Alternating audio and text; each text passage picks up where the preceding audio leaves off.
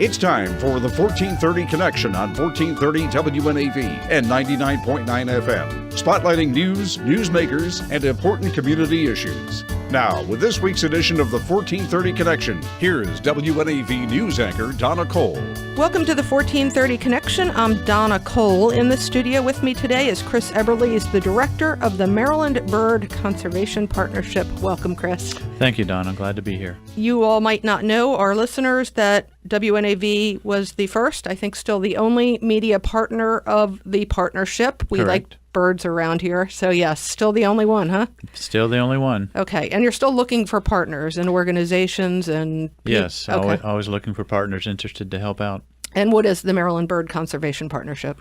The Maryland Bird Conservation Partnership is a collaborative of organizations and individuals all focused on uniting together toward protecting birds and their habitats throughout the state of Maryland. And the partnership was started 3 years ago. 2014, was it? Right, 2014. It was just a few organizations, Maryland Department of Natural Resources, the Maryland Ornithological Society, and U.S. Fish and Wildlife Service initially got together just to look at how organizations with expertise in bird conservation could help implement Maryland's State Wildlife Action Plan.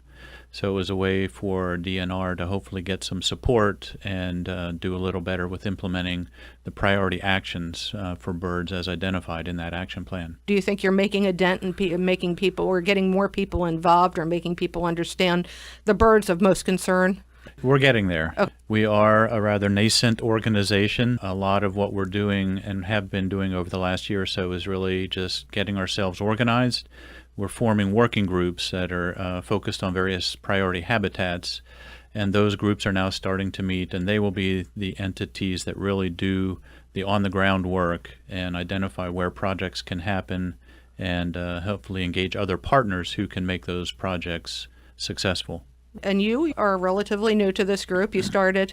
Well, I actually started in around January, I guess, as science coordinator. Okay. Did that on a part-time basis, and then started as director in July of this year. So just, a few months as director. It's a very exciting position, a great group to be working with. And, of course, if you love birds in Maryland, there's really not much better to be doing. And your background is in, well, there's a computer science background, but there's also a bird part of your background. Right. Okay. Yes. Initially, I have a bachelor's in computer science and worked in the computer industry for 11 years, and then maybe had an early midlife crisis and just decided I needed to do something a little bit different. So I went back to graduate school while I was in Georgia and got a master's in natural resources and focused on ornithology. And so have been working in bird conservation now for 20 years. Well, that's awesome. I think it's great. I like the midlife crisis and what it did for you. Are you still looking for individuals to help out with the partnership? We're looking for people or organizations that have expertise that can help with implementing projects. So yes, individuals, organizations, government, non-government. And then we're also looking in terms of identifying funding sources for the projects. We have a group that's focused on fundraising, which would be tapping into individuals or foundations or organizations. But basically anybody that has expertise and interest in helping with on-the-ground projects, monitoring birds, those are the people we want to attract and bring in. And to find out more information about it, you have a website, which is? MarylandBirds.org. And you are also on Facebook, Maryland Bird Conservation Partnership. Correct. And for citizen scientists, this is the season right now that you all need help with the bald eagle monitoring project. Right. We did our first full season this past year. We had a total of 124 people sign up as volunteer nest monitors. Those people monitored 256 nests. However, in the most recent survey done by Maryland DNR in 2004, there was an aerial survey, so done by plane. They had identified a little over 550 nests. Wow. Bald eagles, as we know, are increasing. So there are many more nests out there that we have not yet recorded in our database.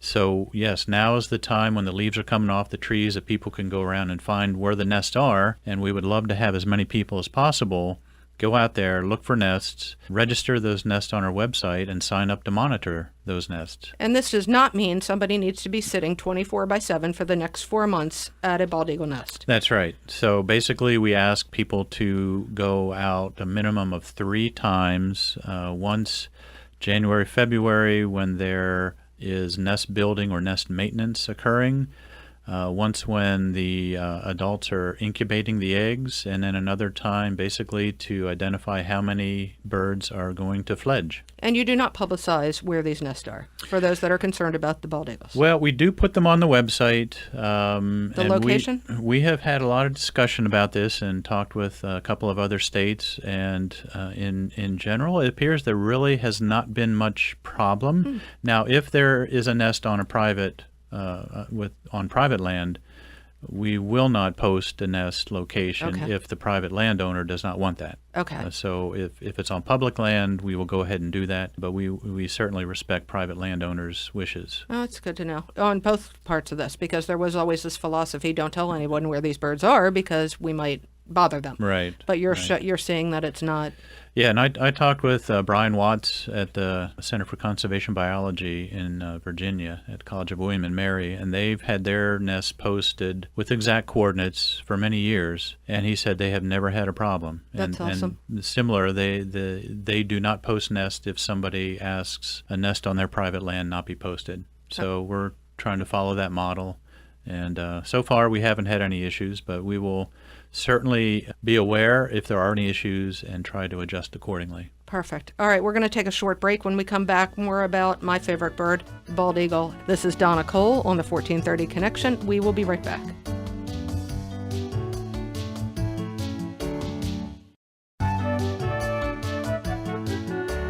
Welcome back to the 1430 Connection. I'm Donna Kohl. In the studio with me is Chris Eberly, Director of the Maryland Bird Conservation Partnership. If you know of a bald eagle nest out there in Maryland, they need your help to monitor it. It's not a lot of work. It's helping with keeping our numbers up to date and what we know about the bald eagles in Maryland and how well they're surviving or not. Right. And one of the reasons we started doing this is the bald eagle was delisted several years ago. That's why Maryland DNR no longer does surveys. They no longer have funding to do that. But we think back to why the eagle was listed in the first place, with the occurrence and prevalence of DDT in the environment and the problems it created, not just for eagles, but for osprey, pelicans, and other species. So if we have a baseline of information and something similar in the future does occur, then at least we will have the information to start to pinpoint when and where a problem is occurring. So it's really just maintaining a good baseline in case something happens in the future. Plus, eagles are just so charismatic. It's one of those things that people love to go out and look at. Oh my gosh, yeah, I never get tired of it, and I'm always looking for them. And if you live in Anne Arundel or Queen Anne's County, as I've said numerous times, and if you can spot them almost on a daily basis now. Right, yes, you can. Which is incredible. And thank you, Rachel Carson, who made all of us aware of DDT and basically stopped its use. Very much so, yes. So speaking of that, and I sort of gave you some warning ahead of time when I was sprayed by a helicopter with glyphosate, which is a widely used herbicide in Jug Bay, which apparently it was not supposed to have been sprayed. There's an investigation. What do you think of all this stuff we're spraying out there and all the concerns with? Well, at the risk of maybe being a little out there, I think Rachel Carson would not be happy if she were still around today. If you've read Silent Spring, which I've read many times, there are so many things that are going on that we know now are not good, that continue to happen. Spraying of glyphosate and things like that do have a purpose in some areas, in some cases, but when there are other efforts to regrow certain vegetation, and at Jug Bay, the wild rice is one of the things that they've spent a lot of time and money on. You just don't want to endanger that or the aquatic invertebrate life or anything that'll ripple into the food chain. Right. And I know they were not happy when that sprayed over. They've been trying to get the word out to Anne Arundel County, because that kind of went on both sides of the county line there in Jug Bay as well. So hopefully they will get that issue resolved with that, because in an area like that, and Jug Bay is just an incredible natural area. And a bald eagle habitat. There is a nest there, at least one that I know of there. And it is part of the National Estuarine Research Reserve Network. Right. So there is a lot of research that goes on that's related to water quality and things that spraying chemicals like this could disrupt. On February 20th, 2016, 13 bald eagles were found dead in a field in Federalsburg, Maryland. It's on Maryland's eastern shore. That's the most bald eagles dead in a single day in at least 30 years in the state. Authorities from the U.S. Fish and Wildlife Service said it was caused by humans, closed the case, and have refused to elaborate on the toxicology necropsy results. I did a Freedom of Information request, which was denied. You're giving me this look like you can't believe it. U.S. Fish and Wildlife Service, I know that you are in donated space by the U.S. Fish and Wildlife Service, and I should mention that just because there might be a conflict here. But on March 19th, 5 bald eagles were found dead in the same year, 2016, in Sussex County, Delaware, also on the eastern shore. Why is there such lack of transparency with this? If humans caused this, we need to know what killed these birds. What's your feeling? I do have space rented with Fish and Wildlife Service. I talk with the eagle biologists there. The people that deal with those investigations are in a different office and a different branch. I have not really dealt with them yet and don't really want to speculate on why or why not. Information is released. But do you think we should know? I would think there should be some information probably put out as to what happened, just as an educational forum, so we know what is going on. Again, I don't know exactly what. I mean, there could be some other elements in there that really prevent them from wanting this information to go public. I mean, I can't imagine what they would be, but there might be some. All right. So I know I put you on the spot. It's always bothered me that if we're told that we've caused it as humans and we don't know, how do we fix the problem? You had mentioned that in most recent history, this past spring, 2 juvenile bald eagles were found dead in Severna Park near the Severn School, which I did not know, and that investigation is ongoing. Right. The Fish and Wildlife Service law enforcement people came up, took the birds and were doing necropsies. Their initial report was, yes, it was poison, and they were going to do further tests to determine what poison it was. And we don't know the results yet. Don't know the results yet. That was a few months ago. Okay. So fairly recently. Well, maybe I have a new Freedom of Information Act request. Well, one of the things I need to do is just follow up with the individual who was in charge of that investigation, and then, I'll just see if there's any kind of information about those others that would relate to, I don't know why information can't be shared. Right. Just to see if there is anything. That'd be great. Thank you. This is Donna Kohl on the 1430 Connection. We will be right back.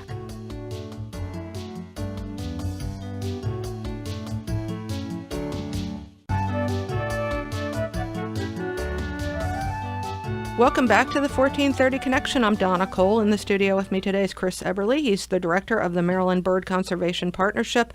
We're talking about keeping Maryland birds healthy, alive, and what you can do to help.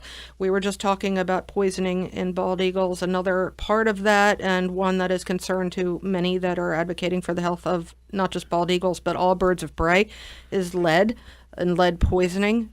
You see it because of spent ammunition and dead carcasses left behind, maybe accidentally or maybe not. Also in fishing tackle and lead weights. Yes, Chris? Yes, yeah. That in certain areas is a bigger problem than other areas, but lead is not good for animals, and it's highly toxic, and it can lead to the death of hawks, eagles, as well as aquatic birds. Right. And that's one of those things that then can kind of move up the food chain as well. So going beyond the bad news scenarios, which we just shared a lot of, coming up, the Christmas bird count, another way our citizen scientists and birders and bird photographers and those that have never been involved with birding before but want to get involved. What is the Christmas bird count? Christmas bird count started in 1900 by Frank Chapman. Back in the day, there was an event, and I forget the name of it, but it was around Christmas time that people would go out and have a contest to see who could shoot as many critters as possible. It was a competition to shoot things. So Frank Chapman organized the people, I think there were maybe 26 people total that participated in that first one, to go out sort of as a counter to that, to just count birds and just do a count. And so that has evolved now into the longest running and the largest bird count worldwide today. I forget how many. There are hundreds of thousands of people that participate every year. And the way it operates is basically there's the center point for a circle, which is a 15-mile diameter circle. Mm-hmm. And you have 24 hours, and it's about 2 weeks on either side of Christmas. So there are a number of Christmas bird counts in this area, and they are largely a social event, and there's usually a countdown dinner at the end of the day. People summarize the count, and it's a good time to socialize. Who heads this up in this area? Who should people contact for more information on that? Well, overall, the National Audubon Society now coordinates the Christmas bird counts. Maryland Ornithological Society has a list on their website of all the Christmas bird counts in this area. Perfect. So I know the two that are relatively close to here, Jug Bay is holding theirs December 17th, and the Annapolis count is December 31st. Perfect. All right. Now, I did have a question from Facebook. This question, are companies' buildings doing more with Lights Out Baltimore to help birds, especially those migrating? And I'll explain. Lights Out Baltimore is an organization, a nonprofit in Baltimore that is seeking to get all the big buildings in Baltimore and everybody else for that matter to turn off their lights at night because of migrating birds. Yes, go ahead. Yeah, Lights Out Baltimore has been doing some very good work. They have really highlighted the issue of lighting at night during migration, and especially in certain adverse weather conditions that really attract birds in, and they get disoriented and they can just collide with the glass. A lot of buildings are starting to modify how they do lighting during migration, especially. You said you have a meeting today with? Well, right, yes. Lindsay Jack, who runs Lights Out who Baltimore. runs Lights Out Baltimore, had heard about the Ravens Stadium remodel, thank you, and some of the lighting schemes that they were going to use on that. And part of that lighting was, I think they were calling it a civic tribute, along the lines of what was going on in New York City. World Trade Center. With the 9/11 and all the lights. And there is a bird person there when those lights are going on, right, monitoring. Right, yeah, they have volunteers that do that. And Andrew Farnsworth at Cornell Lab has been doing most of the science with that, and found that at certain conditions, when they get up to 1,000 birds, they will actually shut those lights off. So the Ravens have agreed to meet with bird people. Right, they're very open to modifications that will minimize the attractiveness and potential fatality for birds.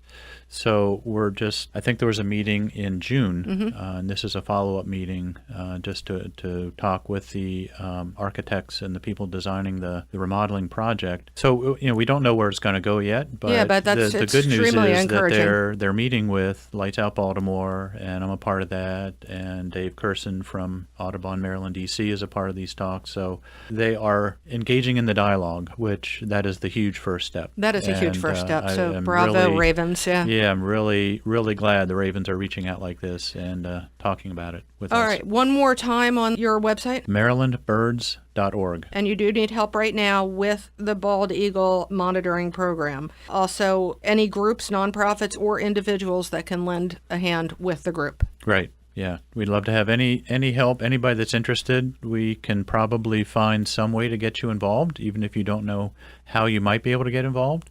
And especially the bald eagle, you can sign up on our website as a nest monitor volunteer. And we plan to have trainings this winter, so there will be one around this area. And one of the things that we hope will attract people to the training is we will have a live eagle.